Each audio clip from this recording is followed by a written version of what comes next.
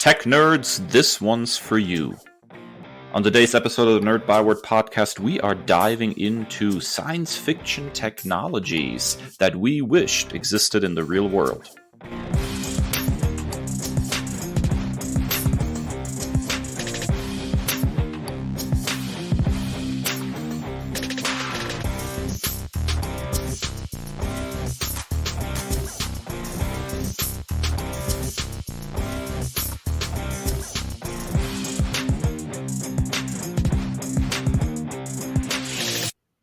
Ladies and gentle nerds, welcome back to another episode of the Nerd Byword podcast, the only podcast that gets nerdier than nerdy and geekier than geeky.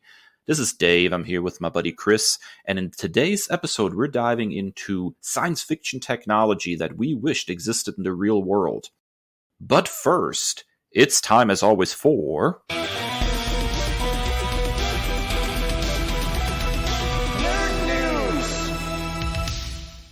Now, Kris, your nerd news item is music to my ears. Yeah, so one of the primary takeaways from the blockbuster success of Spider-Man No Way Home has been webheads and fans at large taking a second look at Andrew Garfield's take on the character. This, combined with the Oscar buzz for his portrayal of playwright Jonathan Larson in Netflix's Tick, Tick, Boom, has the Tony Award winner once more at the forefront of the pop culture scene. In a fascinating, in-depth interview with Variety, which I highly recommend our listeners check out, Garfield gave a masterful behind-the-scenes look at not just the entire process of placing three Peter Parkers on screen together simultaneously, but also what the future may hold. When asked about his openness toward returning to the role, Garfield said, quote, yes, definitely open to something if it felt right. Peter and Spider-Man, those characters are all about service to the greater good and the many. He's a working-class boy from Queens that knows struggle and loss and is deeply empathetic.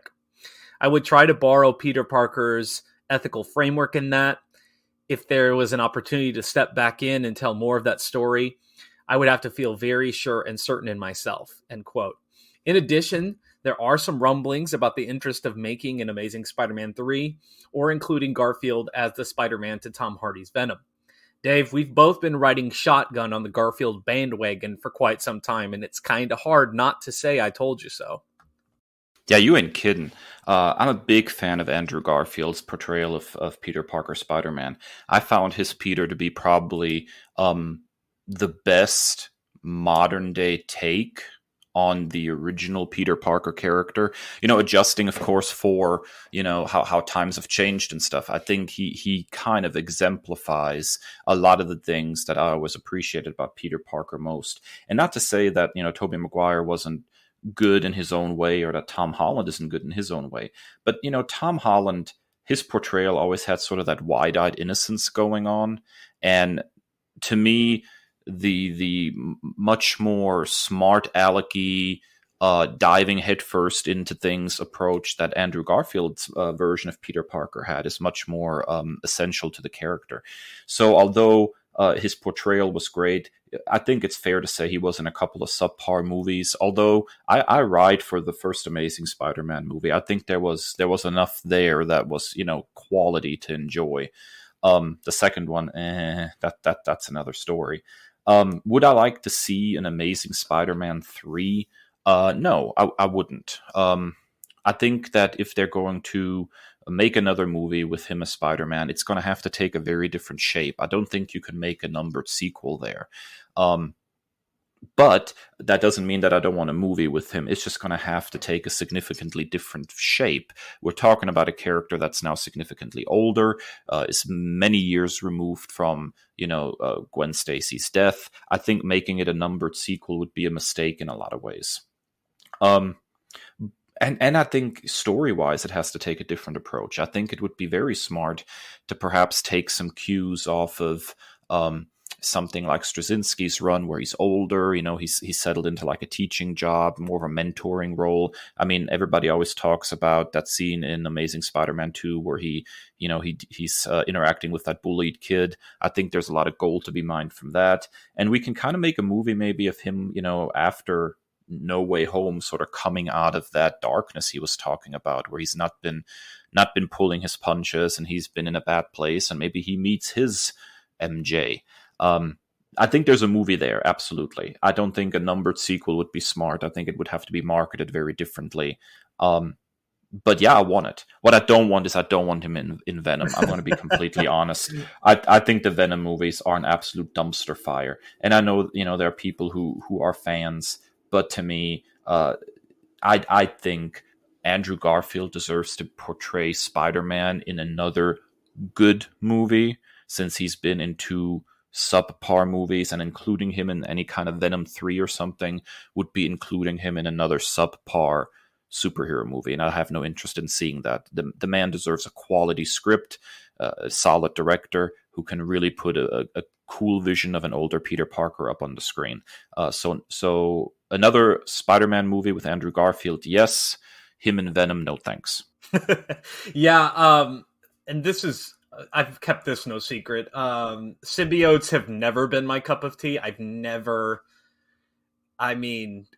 It is never, even comics wise, it's never been appealing to me. I always appreciate like the friendly neighborhood aspects, the street level superhero antics of Spider-Man, and anytime you introduce symbiotes, you lose me narratively, and that's even at their best. Some of the early stuff with Michelini and McFarlane is okay, and I'll that's fine, but it's just never been my thing. Yeah, and one of the, if you read the article, one of the most beautiful things about it is something that came very true on screen, is they approached it as like three brothers, and we talked about this in our review, is like the older brother of Toby, the middle brother, and then Tom's the younger brother, and just something like that, like different stages of life. And we talked about also Jason Aaron's Thor, while you have like three different stages of their life and their existence. And I think that would be something interesting to tackle, because my personal favorite stories of Spider-Man outside of Ultimate, if you want Teenage Spider-Man, go to Ultimate for me, but if you want something beyond that, go to JMS or some of those adult aspect of life that's beyond just a graduate assistant. So I would be very, very interested for that. And I'm not a Venom person either. I will also say that I would not be opposed, although I don't know if Toby is open to that, but I would not be opposed to just have a movie that picks up right at the end of No Way Home, and you have Peter and Andrew, you have Toby and Andrew's Spider-Man still together, dropped off like together in the wrong universe, and they're like trying to find their way home or something, like Spider-Man Quantum Leap or something. Hey, you could even call it Spider-Man, and they're just two versions of Spider-Man desperately trying to find their way home and going through like different multiverses versions of like different villains and stuff. I think there's some fun to be had with something like that, and that would give both of those actors another chance to play Spider-Man, because they were both very, very good in No Way Home. Yeah, for sure. All right, Dave, you are headed to one of the most competitive games that I've ever experienced. I remember, man, when the first one of these came out on the Super Nintendo, and what a revelation it already was. But then, man, the evolution from Super Nintendo to N64, I still play the N64 version of this game. I'm talking, of course, about Mario Kart. And there is a little bit of sort of rumbling right now going on about a new Mario Kart being on the way. Sergan Toto, who's an analyst with Canton Games, is speculating right now that Mario Kart 9 is in active development and will come with a new twist. And he shared this comment as part of an article on 2022 gaming predictions for GameIndustry.biz. Now, it probably bears remembering where the whole Mario Kart situation is standing right now. The last Mario Kart game that was released in 2014 for the Wii U. That's Mario Kart 8.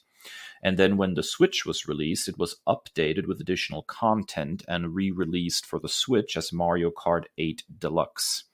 But since then, besides a mobile game, which was launched in 2019, it's been pretty quiet on the Mario Kart front, which means that we have now, we're going on 8 years of not having a brand new Mario Kart game.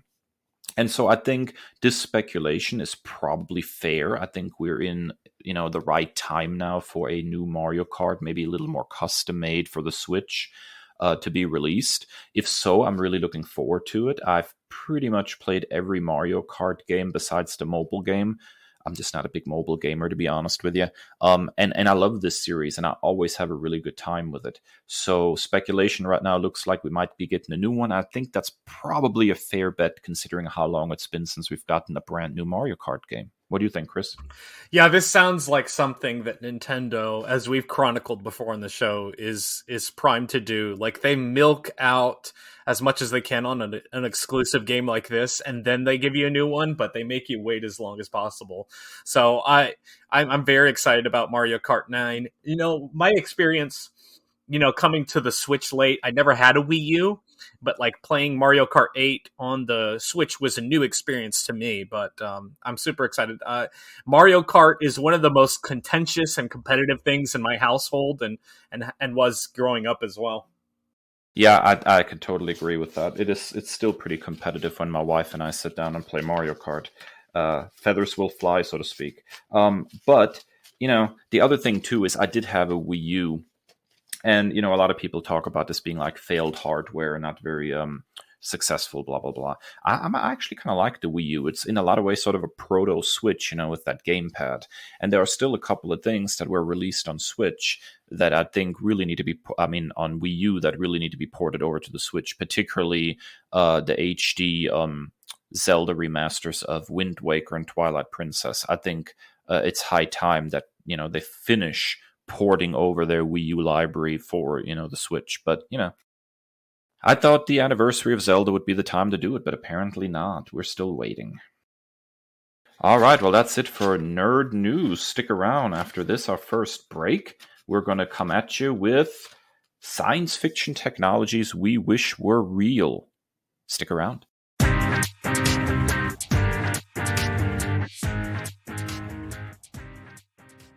And welcome back. So today's exciting topic is going to be all about science fiction technologies. And this is, of course, part of our very, very popular segment.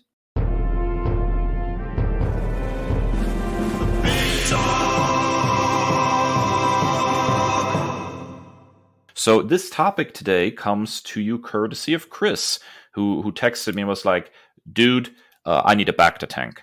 And I was like, I can see that. And he was like, we need to talk about some sci-fi technologies. And I think this is a great topic to talk about. So we each picked 3 technologies from various franchises. We kind of just are all over the place: comic books, movies, novels, whatever.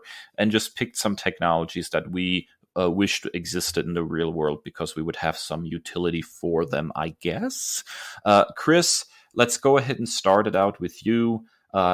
Tell me about your need for the Bacta tank. I want to hear about this. Okay, so the Book of Boba Fett has been enjoyable so far. I haven't nerd commended it yet because it's a little bit slow moving. I'm waiting to see where they go with the series. But my biggest takeaway is, God, I need a Bacta tank. Like, just imagine, and Boba, Tamora Morrison, looks like he's been going through it. Like he's got some skin grafting going on, looks rough. Just lays there in the Bacta tank, comes out good as new. And every morning now, I'm waking up with a crick in my neck. My back constantly hurts. I threw my back out throwing away trash and shoveling snow within the past 2 years. I was throwing a trash bag away, and my back popped up. I passed out, and I nearly crawled in the bin because apparently my body is now trash. And to the ability, just the idea of having a Bacta tank where I can just go lay down. It's peaceful and quiet. There's no kids running around. We just had to take a break from the recording because my 60-pound poodle found a dead bird in his mouth. There's no chasing that around. I could just chill and relax. And I need some restorative properties. So I need a Bacta tank stat. Just don't make me wear a diaper like Luke did. Oh, don't be so hard on Luke's diaper. Come on now. So yeah, so funny story. I have a huge affinity for the whole Bacta thing, anyways. I am, remember, an adherent of the old expanded universe of Star Wars, and there was a nice little series of books, the X-wing books, by Michael Stackpole, I believe, that dealt very, very in great detail with the question of Bacta, where it comes from, how it's manufactured, and trying to hold that particular world either on the side of the New Republic, I believe at the time, or the remnants of the Empire. And so there were some really cool stories there, which I mini nerd commend the Star Wars X-wing books, no matter where they fit in canon these days. I don't care about canon. They're really good time and deal a lot with Bacta. Yeah, I think as we age, Chris, I think we're going to increasingly wish that we could just take a dip in a tank and come out brand new. I'm totally into a Bacta tank as well. I've not watched the Book of Boba Fett yet. It is on my list of things to check out. I'm hearing sort of mixed things about it, so I'm just going to have to make my own opinion.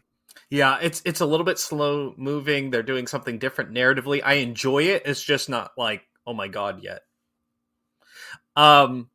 Dave, the first thing on your list was going to be on mine, but I let you get dibs as the DC guy. And it's no surprise it's your number one pick. Well, I appreciate that you let me call dibs on this one. I'm just a huge fan of Green Lantern power rings, the most powerful weapon in the universe, as it is sometimes called in DC Comics. I mean, this thing is just incredible. I mean, think about it's only limited by your own willpower. And you can do all sorts of stuff with this. You can fly thanks to this ring. You can project energy. You can create constructs, different shapes made out of green energy. You can create force fields. There is actually, there's a couple of stories that I seem to recall where there was even phasing involved. I think it was a Brave and the Bold story, where you can actually use the ring to phase through certain solid objects like walls. Of course, there's, the computer component to that, it's a database that you have access to with information about, all sorts of places in the universe. It's just totally awesome. Now, I will also say that I think if I'm going to have any kind of Green Lantern ring, I would want the ring that Joe Mullane has, because I love Far Sector, and I love the idea of a ring that is not dependent on an external power battery, but instead is like self-charging. I think that is a really a cool notion, to be independent from some kind of central power battery, because we've all read a few Green Lantern stories, and isn't there always something wrong with the central power battery? First there's an impurity in it, then somebody blows it up, then they rebuild it, then there's something else with it, so being completely independent from that is really cool. So yeah, man, I'm all about having like a Green Lantern power ring that is like self-charging, so I can fly around, make energy constructs, fly out into space, make force fields. I mean, there's just all sorts of cool things you can do with this thing. I want a Green Lantern ring, Chris. I want it now. So, like, it's funny that you say that, and I haven't. All the books are sitting there on my shelf. I haven't read Far Sector yet, and it's one of my greatest shames. But I am eternally grateful for one of your other nerd commendations. And whether that's an official segment or not, but introducing me to Kyle Rayner. Was a godsend, because while like casually I enjoyed the idea of a Green Lantern ring, the only Green Lantern I had been introduced to via pop culture and just common word of mouth was Hal Jordan, and he is all about as exciting as plain grits or oatmeal. He gives me the vibe of wearing a members only jacket and Skechers shape-ups with Velcro straps. Like, there's nothing about Hal Jordan that is interesting to me. So Kyle Rayner, just the idea of like a lovable doofus with the power ring and kind of learning his way on the fly has been a joy to read. But yeah, I would love a Green Lantern ring myself. And I will say Kyle is one of my favorite Green Lanterns as well. I'm a big fan of that whole run by Ron Mars. Uh, you're exactly right. Hal is probably not the most relatable of the Green Lanterns. If I would go through favorites, it would probably be Kyle, uh, then Joe, because I love Far Sector so much. And dude, you ought to go stand in a corner for not having read that yet. My You dunce cap on. I'm telling you, man, you of all people will absolutely adore this book. It is so perfect, and Joe is such a good character. Like, it is, you're going to fall in love with her. And of course, Jon Stewart, who's an absolute just like powerhouse in the Justice League cartoon in particular. So yeah, I just Green Lantern for the win, man. I just love this thing. I love the whole concept. You just got to put the ring on an interesting character, right? All right, Kris. So you apparently want to chop me up in little tiny pieces and beam me across space. Well, there are multiple reasons why Nightcrawler has always been my favorite X-Men character. Um, just the ability to relate to someone who feels like an outcast based on whatever their physical appearance, their personality, just never quite fitting in, and then finding that family. That was just always a beautiful story to me. Not to mention, I have German heritage on my dad's side, so that was always just cool. The swashbuckler Errol Flynn-ness of it all gave me vibes of Diego de la Vega. So that was always, but it was also not any of that. It was also the power set, the ability to just teleport and travel very quickly. Like, now anything like going to the grocery store just seems like such a chore. Like, to be the ability to teleport, and then, I moved at 14 halfway across the country, and then I was like, what if I could just teleport and just go visit my family that I haven't seen in years? Like, so that would be cool. So then when I was watching Star Trek Discovery in the 3rd season and saw not just a transporter, but a portable transporter that you could just have on yourself, and I was like, this would be coming really in handy, and you don't have to rely on, some overworked person at the transporter station or whatever. Like, Miles, did you get a good signature on them? You could just rely on yourself and your own transporter. So yeah, I need a portable transporter stat. I see. I love this notion. And I really wished that Star Trek once would like take a technology like that sort of to its natural logical next point, which is if you have a portable transporter, and you have very little limits on your transportation, then how would you use that in combat? Like, how fun would that be? Right. To see, and we got a hint of that with like the X2 Nightcrawler scene, that like opening, which was so good. But I don't think they ever really cinematically, visually really nailed, besides maybe that scene, how cool it would be to be able to transport from place to place in a combat situation, like actually fighting somebody. That would be some really cool visuals, man. But Star Trek doesn't go there. They're like, down to the planet, back up. But yeah, I kind of emphasize with you because I, as you know, moved pretty far away too, having lived in Germany. So the idea of being able to transport back and just, visiting my family anytime I wanted to without having to sit, on an airplane for 11 hours is obviously incredibly appealing. So this is a very, very cool technology. I would totally be about a portable transporter as well. And thanks for the reminder that I've not watched Discovery Season 3 yet. Oh, yeah. I've still got to finish it up, but it's so good. It's just like one of those things, like a fine wine I take in just ever so slowly.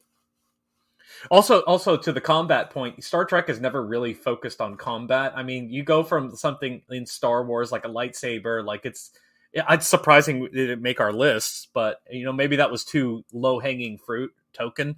But then you go to like Star Trek, where it's just like, oh, here's this phaser. It's not really like combat, just like in your face. Maybe a batleth. Well, I think in fairness, there are certain moments where you get a little combat heavy. Absolutely, the battleth, and then of course the whole war on in Deep Space Nine is like a very, very fascinating foray into having Star Trek go into like combat. So seeing a situation like that, I think, would just be visually interesting. But that's just me. Staying in the Star Trek universe, you apparently would be a frequenter of quarks.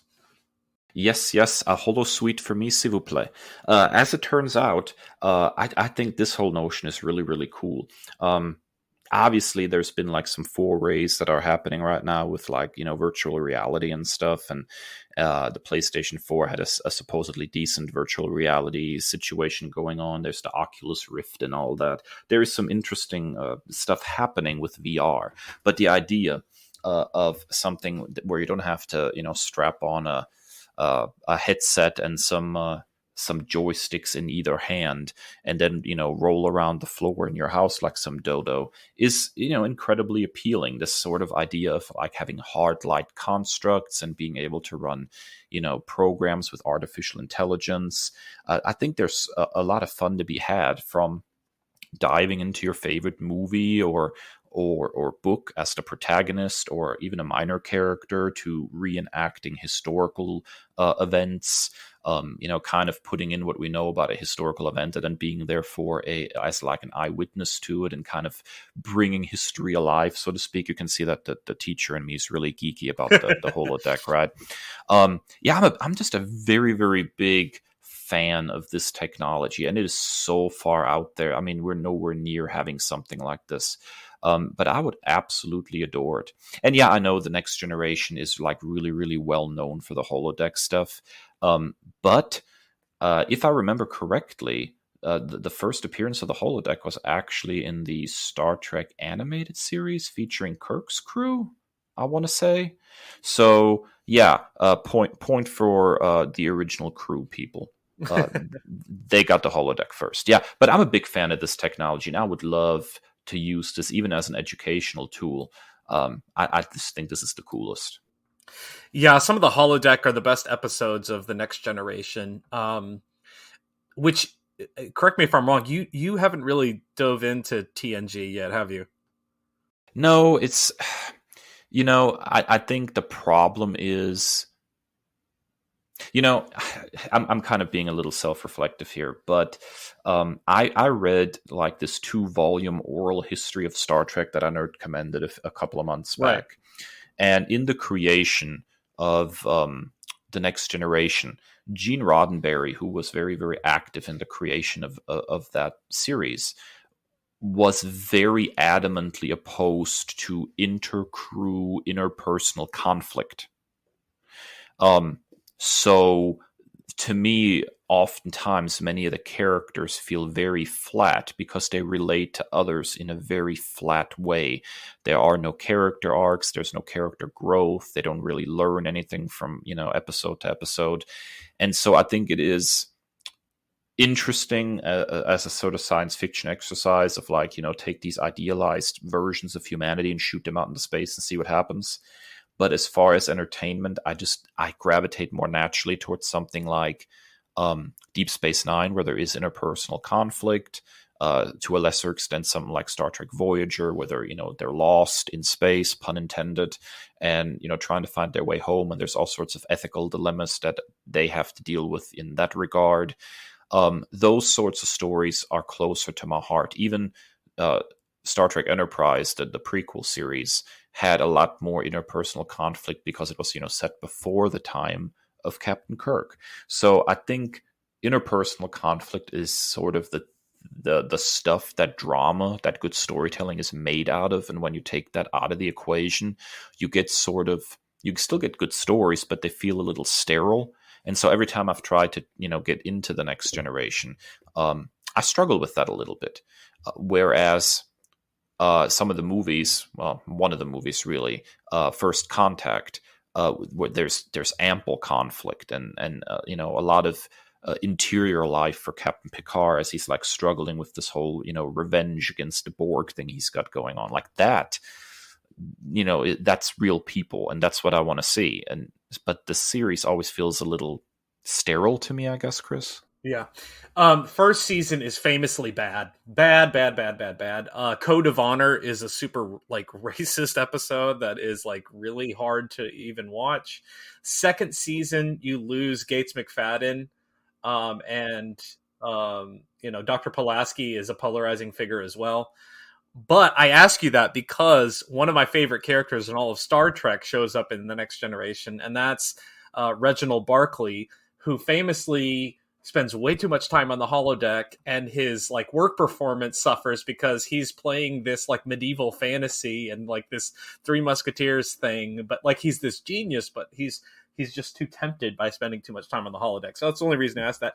Portrayed brilliantly by Dwight Schultz. If you're a fan of the A-Team, you know him as Howling Mad Murdoch.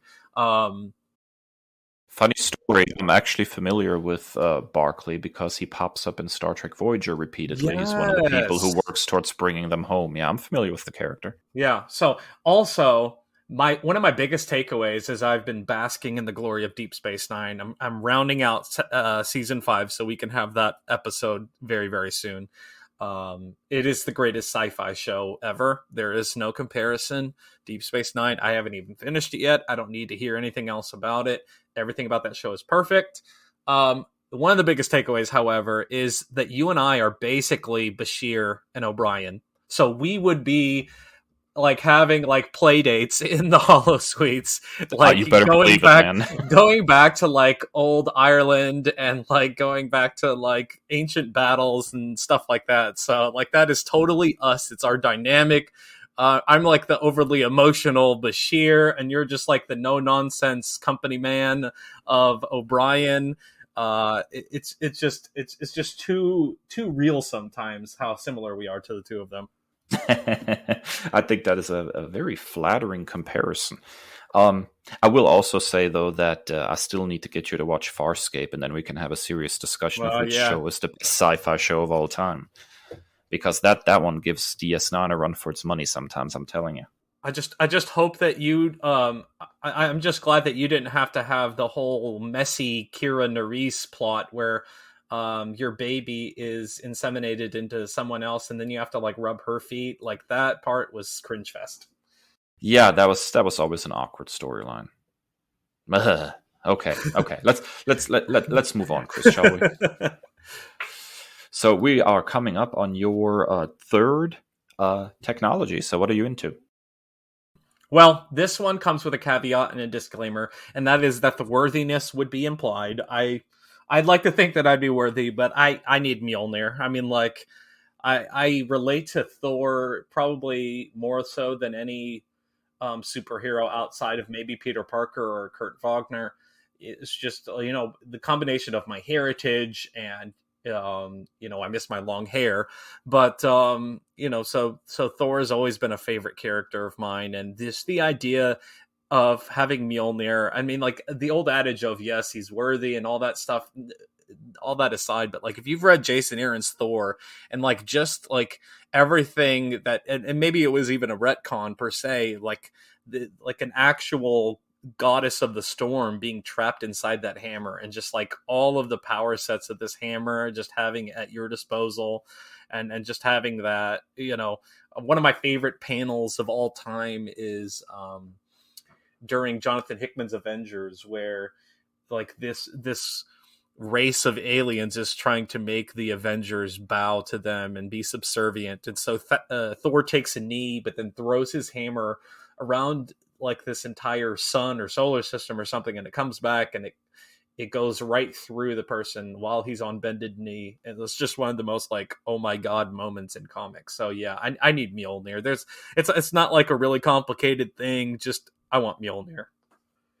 I figured this was going to end up on your list, and I certainly understand it. It's I don't relate quite as much to Thor as you do, but I can certainly see that watching you swing that hammer around and let it drag you through the skies would definitely be that would be on brand, Chris. I could totally see that happening. So more power to you. I think you should have it. Let's get you that hammer, man.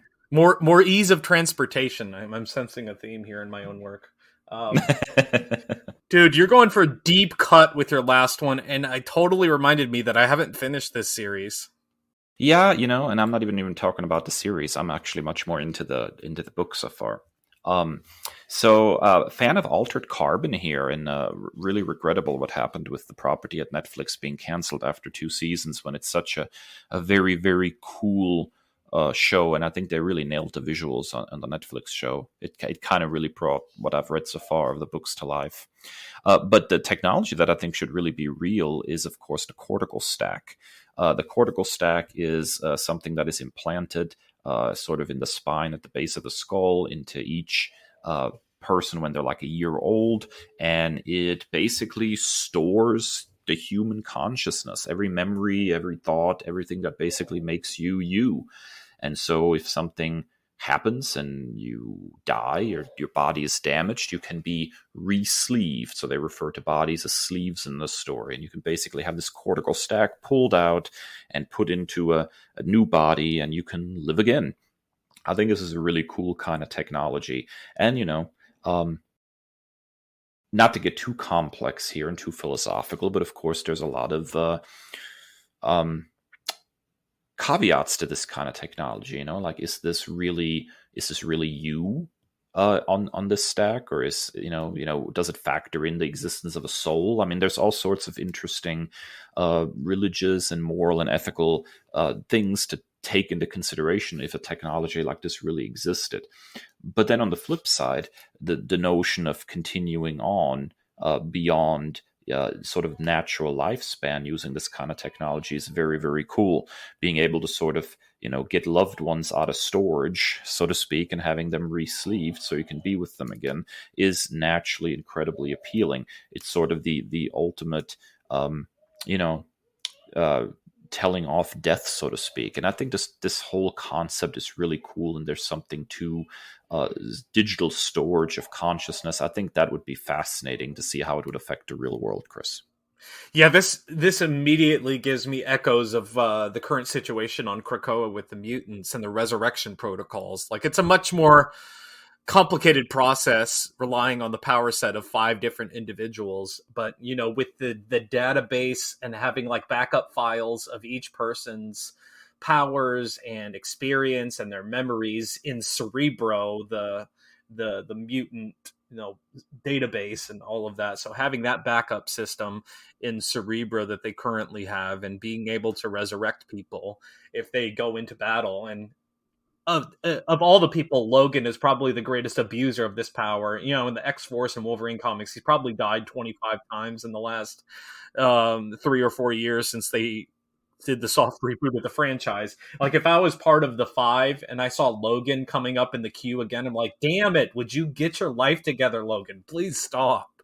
But yeah, So it's very, very interesting. And like I said, I definitely want to go back. I have a lot on my reading list, but I didn't even know that there were novels. So I'm tapping in, man.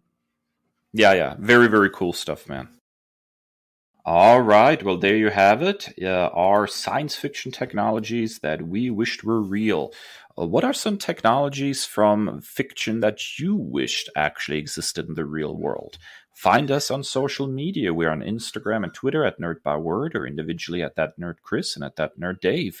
We'd love to hear your thoughts of science fiction technologies that you wished really existed. After our final break, we're going to be right back with our Nerd Commendations.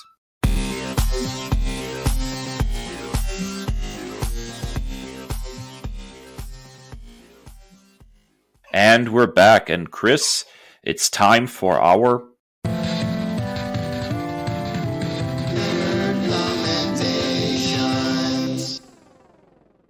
And I'm actually really, really excited to hear your thoughts on your nerd commendation this week, because I have not had the pleasure, regrettably. So what have you got? Oh, and an emphasis on the pleasure, because as much as I love the first season of The Witcher, I think season 2 was like next level good. I think everybody stepped their game up as far as story writing, as far as the direction, as far as the fight choreography, and the acting chops is just out of this world. And it's really, really interesting too, because we talk a lot about source material and like the books are better than this and blah, blah, blah. So I am currently halfway through the 3rd book, the first novel. The first 2, The Last Wish and Sword of Destiny, are 2 collections of short stories. And you could probably say that the first season of The Witcher is loosely based on the first 2 books, those short story collections. And then Blood of Elves, the first novel that I'm currently halfway through, is a loose interpretation of this second season, but they've also taken a lot of creative liberties and created new characters. And so this is one of those rare occasions, in my opinion, where it all works. It's all just a beautiful creation. I absolutely love it. So some of the big takeaways for me, I was a little bit disappointed that they gave Yennefer like the Aurora treatment. She's depowered through most of the season, so that was a bit unfortunate after the events of the Battle of Sodden. I was happy to see a lot more Triss. Still not quite enough. Still a compelling character, but I was glad to see a lot more Triss this season. Probably the biggest takeaway is Fringilla was the big breakaway star of this season. So Fringilla going as from like this tertiary character in season 1 is to my favorite character in season 2 was really, really cool. And just like the complicated politics of Nilfgaard and that empire. But then like Geralt just being a dad and being like a dad on a path of vengeance when defending Ciri, that his child of destiny. There's some really powerful stuff here. The fight choreography at the end of episode 6 in particular is just awesome. Really Butcher of Blaviken kind of vibes that we had from season 1.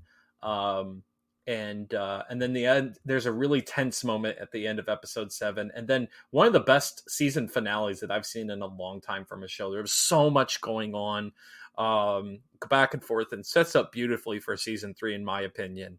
So I don't want to spoil a whole lot, but definitely, as soon as you get the chance, go watch The Witcher season 2, and is definitely a unique creation in respects to the source material, but it's all good here, and I'm loving reading the books as well currently.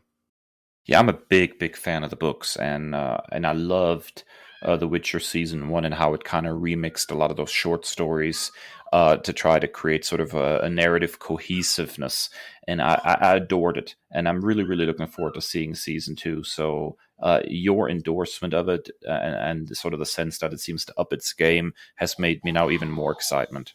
The one caveat I'll say is, similar to what we got with Andrew Garfield and No Way Home, Henry Cavill is freaking perfect, and it's all the more frustrating that we can't get a good Superman movie behind him.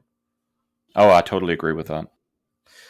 All right, Dave, this has been like the critics' delight of comic books for the last several years, but you finally dived in. I haven't yet, but you did.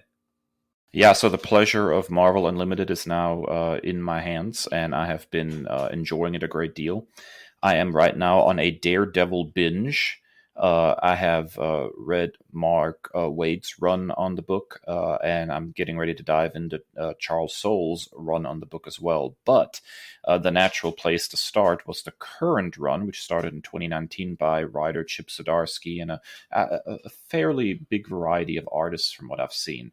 And I'm going to be completely honest, this completely took me by surprise. Probably the most fun I've had reading a comic book in a long time is Zdarsky's run on Daredevil. It just works on every level. So you have Matt Murdock kind of trying to put his life back together after a brush with death. He tries to be Daredevil again and protect Hell's Kitchen, but something goes horribly wrong. And in a fight with some, regular old crooks, no supervillains involved, he actually accidentally kills one of the criminals. And being the good Catholic that he is, goes on this huge guilt trip for like numerous issues, ends up in jail at one point. It's just absolutely fantastic. And it really vibes well for people who are a fan of Netflix's version of Daredevil, because Zdarsky actually plays with a lot of those visuals. At one point, Murdoch gives up his suit, and then he decides he's going to try helping again. So he's back in that black outfit, with the bandana over the eyes. And it's absolutely fantastic visually. It's absolutely fantastic from a storytelling perspective. It's still ongoing right now. It's actually launching into a big crossover event, Devil's Reign, which is just like 2 issues in as we record this, and is so far absolutely fantastic as well. But the absolute cream of the crop, and the moment that completely put Zdarsky's stamp on Daredevil as like one of the best authors of the character, is when he makes Elektra Daredevil. The visual of that, the outfit she chooses, and the way she's trying to prove herself to Matt Murdock by doing things his way and playing by his rules is a fantastic chapter in this story. I cannot highly recommend this enough. I cannot believe that it's been evading me for so long. I just keep missing out on absolutely fantastic things like this. And now that I'm completely caught up with it, all I can say is, wow, Kris, this is one heck of a Daredevil book. I can't wait. This is giving me vibes of like Immortal Hulk, where that's like everything that I've heard of. Like, no, the hype is real. So like, I just got to stop farting around and get to reading this one. Absolutely, the hype is real. That is exactly right. It's such a good read. And, I'm a huge Mark Waid fan, you know this. And Waid's run was good in a very different way to me. And I might talk about that at a later point. But as far as like that dark, gloomy, noir-infused vibe that the Netflix show has, man, Zdarsky captures that perfectly. For fans of the Netflix show, this is the perfect comic book, man. I'm a huge fan of Zdarsky as well. I think his work on Spider-Man is supremely underrated. I love his spectacular run, particularly issue 310 is a beautiful slice of life moment comic, and so I'm definitely checking this one out. Alrighty, well, that's it for another episode of the Nerd Byword podcast. Thank you for joining us this week. If you like what you heard, please get on your favorite podcasting platform and drop us a rating, a review, subscribe so you never miss another episode. You can find our show pretty much everywhere podcasts are available. TuneIn, Spotify, Apple Podcasts. You can find us on Amazon Music. And, of course, our very own snazzy website, nerdbyword.com. And if you have comments, questions, criticisms, ideas for future episodes, you want to tell us what items from the sci-fi, fantasy, nerd realm you would love to bring into existence, be sure to hit us up on social media at Nerd Byword on Instagram and Twitter, or individually at That Nerd Dave and That Nerd Kris. And as always, stay well and stay nerdy. The Nerd Byword is written and produced by Kris and Dave, two nerds with a love of all things pop culture. The podcast features music by Al Jimenez with additional drops composed by Joe Biondi. Our show art is by Ashery Design. Find us at nerdbyword.com and wherever podcasts are available.